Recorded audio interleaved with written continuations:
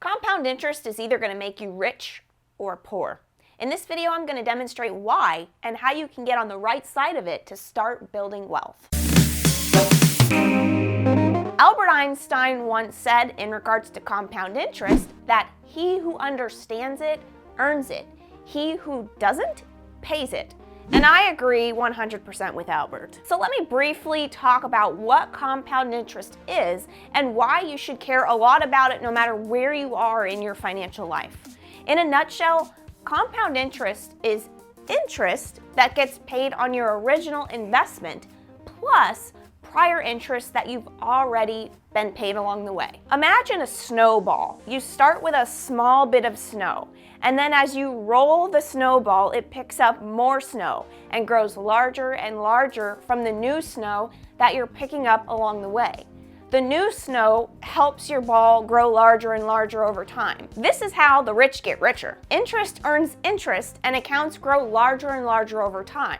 It's also how the poor get poorer. Here's my personal opinion. It's actually really easy to lose sight of what compound interest actually does for you on both ends, not just building wealth, but also on the debt side. It feels like compound interest is something just for wealthy people, and it's just easy to ignore or think it's not a big deal. But my hope is to shed some light on both sides of compound interest that help you make the behavior shifts that you need to in order to reach your money goals and have compound interest make you rich. We want it working for you, not against you. So let's start with how compound interest works for you. This seems to be the most widely understood concept. Let's look at a real example of how it actually works. Say you invest $10,000 today. Historically, the stock market has returned around 10% with dividends reinvested, and it's also a nice round number, so let's go with that. First, let's do some quick housekeeping. Let's not worry about returns after inflation on this example for simplicity. But yes, after accounting for inflation, your real returns will be lower than 10%. And returns will be different from year to year because the stock market usually goes up and down over time. But we're taking the annualized rate of return, which gives us an idea of how an asset has performed annually over a certain period of time. All right, so back to it. Year one, we start with $10,000 and we earn our 10% return, which leads to $1,000 that we've earned on our $10,000 investment. So now at the end of year one, we actually have a total at the end of the year of not $10,000, but we have 11,000 smackaroos in the bank. So now in year two, you actually have a starting balance of $11,000 in your account. So back to our 10% return. In year two, we're going to earn our 10% return again, but now the 10% is being paid on $11,000 instead of $10,000. So the earned interest is actually higher in year two at $1,100 instead of $1,000 like we saw in the year prior. So now, in the beginning of year three, you're going to actually have a starting balance of $12,100 in your account, and your 10% return will be based off of that number. And this just continues over and over and over again over time. You're creating your asset snowball. Okay, so now you know how compounding interest works for you.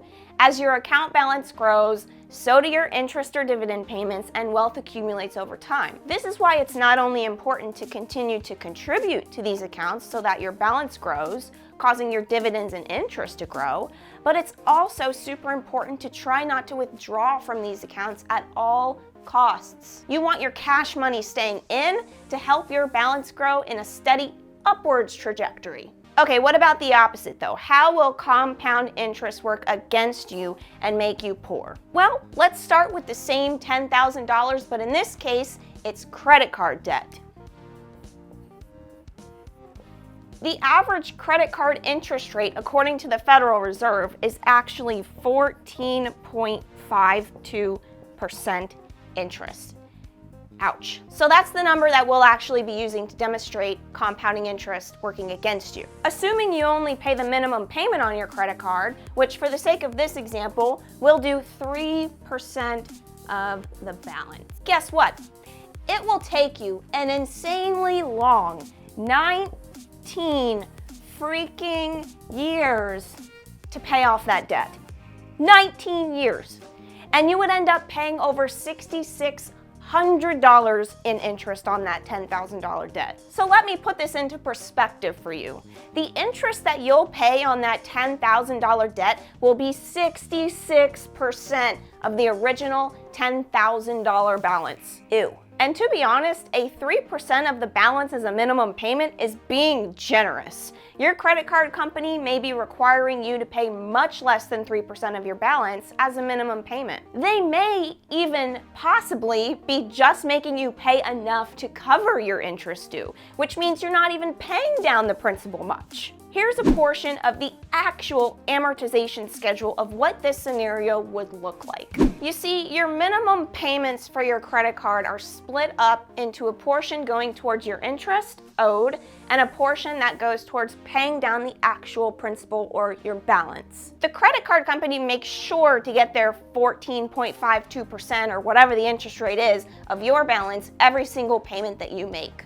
If we pull the first full year of payments to the credit card company, you would have ended up paying $3,265 in total payments to the company. But here's the kicker. It would actually only reduce your balance by $1,949. Well, that sucks. Damn you, credit card company. This is exactly why it can feel like you pay and pay and pay and pay. And those pesky balances feel like they don't budge a whole lot considering the amount of money that you're shelling out to these debts. Do you see how this can work against you? And this applies to all types of debts. Credit card debts, personal loan debts, even student loan debts. So how do you stop compounding interest working against you? Here are some tips to get on the right side of compounding. 1, pay more than the minimum payment on your debts, especially high interest debts.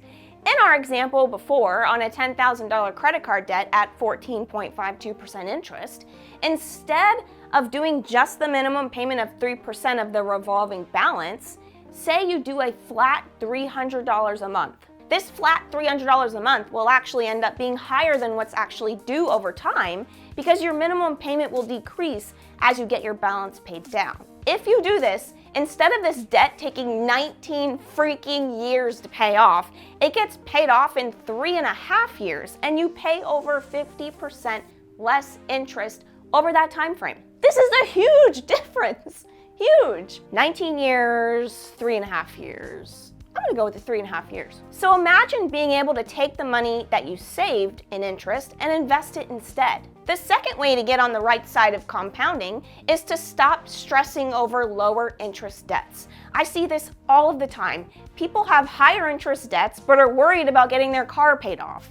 Your car payment, your home, and even student loans will likely be at lower interest rates. If not, you can think about refinancing.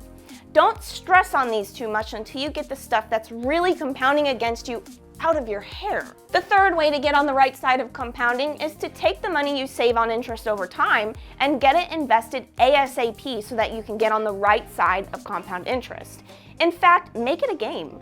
Use an online credit card payoff calculator to compare what your interest payments will look like with different types of payment schedules over time.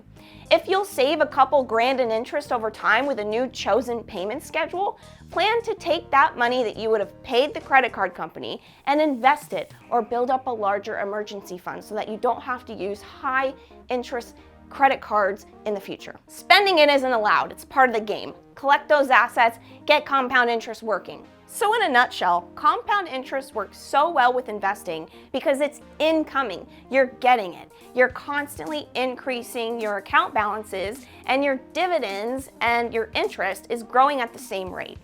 Interest getting interest. The snowball. And compound interest works against you with debt because you're paying it. It's outgoing. You make your payment thinking you're getting your debt paid down. But since a portion of your payment is interest to your creditor, the next month your full payment doesn't actually decrease your balance like you thought it did. And the cycle just continues and continues. Unless you decide to pay more than the minimum payment and try to tackle that principle. So that's all I got for you today, Finance Fam. I hope you found this motivating to get on the right side of compound interest and have it start helping you build real wealth. Don't forget to subscribe and like this video if you found it helpful, and I'll see you next time.